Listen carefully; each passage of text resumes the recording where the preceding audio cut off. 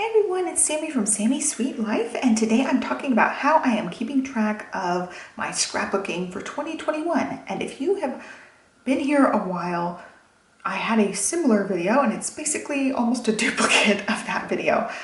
It was how I'm keeping track of my scrapbooking in 2019, and I will show you my flip through in the digi planner, and I still have some of my same 2019 pages in there to show you how identical my plan of attack is for this year. So we will walk through that, but as far as like jotting out ideas and brainstorming, and also keeping track of supply lists as I'm like making a project, or when I finish a project before I put supplies away, I write down the names of things. I've been in the habit of doing that so that I can transfer things over to the blog or to the YouTube description box so you can see what supplies I'm using. I like to link to as many things as possible because I don't want 1,000 questions about what stamp set is this? Where can I get this stamp set? On and on. I want to just give you guys the information, make it easy for you. I also use affiliate links wherever possible, so I do get a little bit of a kickback. Sometimes it's like 2%, sometimes it's up to 10% of the sales goes to the person giving you the link. So keep that in mind. They are affiliate links, and I do clearly state that on videos that I use them whenever and wherever possible. Those little affiliate revenues help me pay for my hosting for my blog, and so I really appreciate if you buy through the links, but in order to provide you the links, I have to make a little list. So that's what these two notebooks are for. They're for brainstorming, list making. I don't know that I have much in here. So this is just a bullet journal. It's a dot grid bullet journal that I got from Michael's, super duper cheap. It says here 249 pages. I have shown this. I thought I was gonna try to do bullet journaling, but I'm too like type A, want it to be perfect to actually like pen to paper my own grids and things. I want it to be digital so I can just like draw a perfect box and also be able to undo and make mistakes. And somebody's working out, so you're gonna hear their noise. But I write down the colors I use, I write down the products I use so that I can link to everything for you guys. It's just what I do from time to time. I take notes in here. I put my scrap goals for the year in here, and so I can sometimes sketch out things in here as well. I just have this in my little file box type thing on top of my desk along with this one. And I in the past have tried to do a little bit of like traveler's notebook style scrapbooking, like little tiny spreads, and I just don't like that. I'm a big full 12 by 12 girl. I just can't get into it. So I did a few and then kind of gave up. And so I'm going to use this for supplies. And right now this is keeping track of my supplies, just the projects. So I kind of made it a little bit nicer. And then I realized I messed up. I should have put my standard supply list. Like these are the things I use in most videos. So I want to go ahead and make sure I like go through my mental checklist and refer back to this page when I'm blogging, because on these lists I don't tend to write the same thing over and over again. So I don't want to, you know, waste a lot of lines writing the same items I use pretty much every time. I'll just look at this page. And so I did it the wrong way. I should have put the standard list on the front, and then I can clip pages when I'm done with them and flip to whatever page I'm on as far as like my running list of supplies. I just need a piece of paper to write the supplies, and I was using the Pentel Energel pen. So I have it tucked in there. So that's all I'm really doing. I haven't used any of these other ones, but that's my plan for just this first notebook, to just keep track of things. It's not pretty, it's not decorative. It's just the notebook is decorative, and I love the pen. That's basically it. It just looks really nice on my desk. So I can still use like this for ideas and brainstorming, and then I'm using this for my actual like keeping track list. I'm sticking those both back in the little holder. They're just side by side in that holder. And then I want to walk through my actual scrapbook section in my digital planner. Again, if you've never seen digital planning, this may blow your mind, and I will link you to more digital planning items. I'm going to jump back to the first page here. And so this is the GoodNotes app. It is a program you could use to like take notes if you're a college student or whatever, any kind of student actually.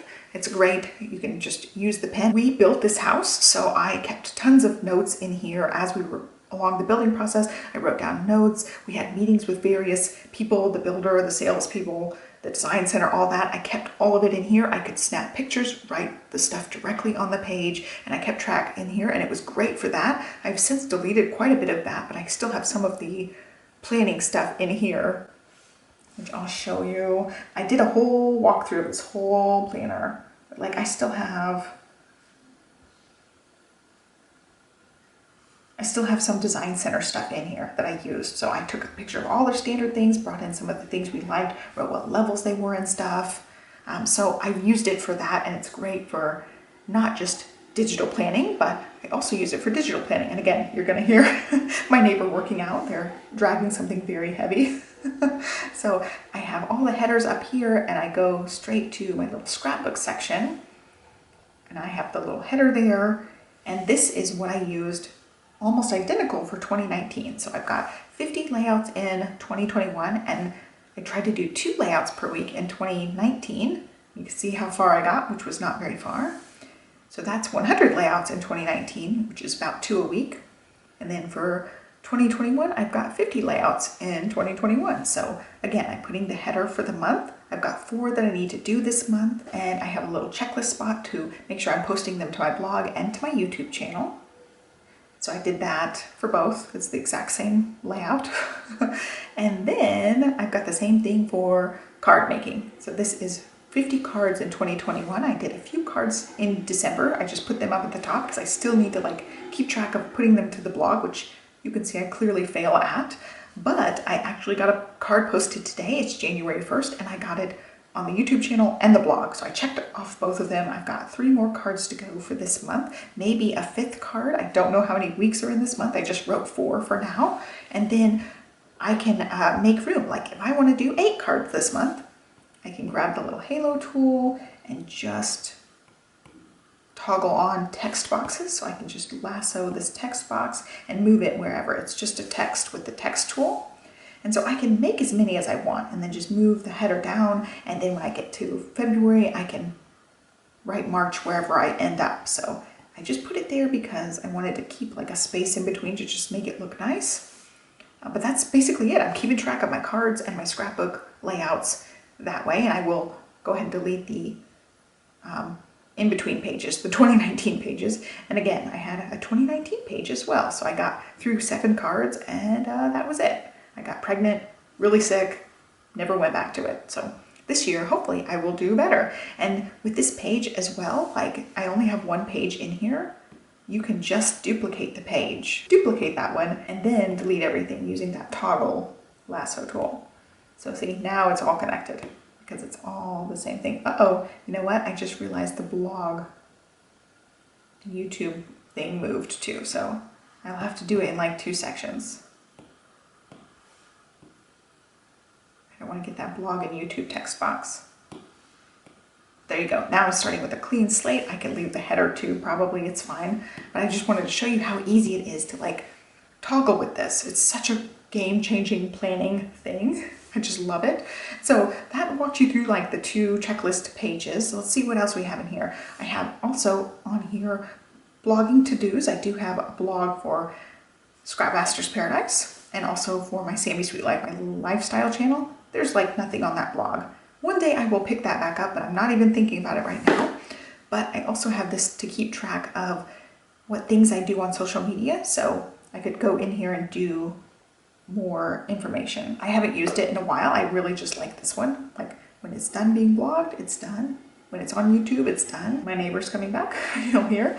And then here is pages to complete. This is old. This is from 2017 and 2018. And you can see I highlight them as I get them done. So I will probably have a section for 2020 as well, because I'll print photos that I won't necessarily scrapbook at the time. And then I've got a little blogging checklist if I want to get detailed about blog posting. I've got a scrap everyday thing, which I was trying to use in 2019 and never completed. And I won't be scrapping every day this year.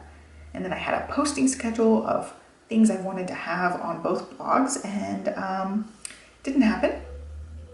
My January posting schedule is as far as I got. So I had a little posting schedule with the color coding. February never got done, but I had the same concept. And then we're moving on to the budget. I'm really gonna stick with, where is it? These pages, the layout page and the cards page, and I will get rid of these 2019 pages so I can flip easily. When I click on the scrap thing, it brings me to the layouts page, and then I would flip over and it would be the next page. And then there's one more thing I want to show you. I do have a yearly spread right here, and I was using this previously in 2018 to keep track of project life. That was like the only year that I think I even did December. I don't think I checked it off, but I think I did December possibly, but this is what my spread looked like. I was keeping track once I started in with this digi planner from week to week.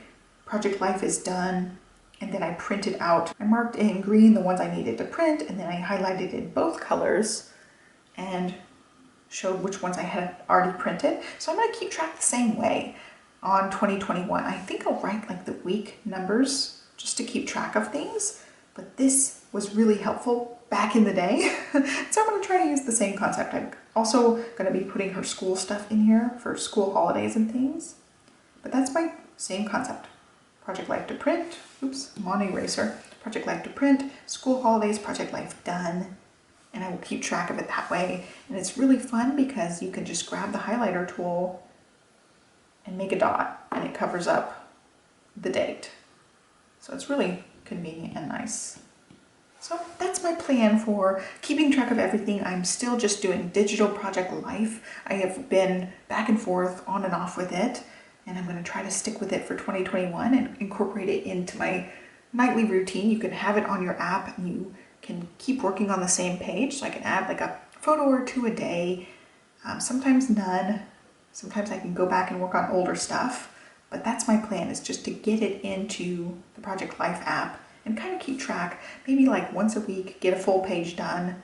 I don't know exactly. It's just something that I'm going to keep on the back burner because I really want to work on 12 by 12 layouts for the most part, but it's really an incentive. When I finish a Project Life page, I'm totally going to count it towards my scrapbook goals. I will totally count like week 1 as a page, week 2 as a page. So I'm totally going to keep that in with my 50 layouts. So if I do that, I could actually get to 100 layouts like I was hoping to get in 2019, but I'm just giving myself the 50 layouts goal because I feel like it's way more mentally manageable. Like, oh, I just have to make 1 layout per week. It's not that big a deal. Not a lot, but once you say 2 layouts, that seems a little more daunting. So I'm just going to try to keep track of all of it in here. I love, love, love the digi planning. Like I showed you, you can just toggle things so easily, change things around, add really pretty fonts and things. Whereas if I'm in paper planning, I have to do it all freehand or get stickers, and it's a lot more complicated. This is just so easy, and it looks clean and nice. And I can rewrite things if I mess up. It's really fun. So that's pretty much it. I hope you guys enjoyed this video. Be sure to give me a thumbs up. Let me know what your Scrappy goals are for the year. If you haven't already, I'll link to my Scrappy goals video down below for you guys. And also some digi planning stuff in case like you're seeing this for the first time and it blew your mind. I have had people say that on my, I think my 2019 video. I think I had people like, whoa, that is like the coolest thing. And that's totally how I felt the first time I saw digi planning, and I fell in love with it, and I had to have an iPad. I just had to have one, and I have loved it ever since. So be sure to like, subscribe, have a great day, and I will catch you next time. Thanks for watching, guys. Bye.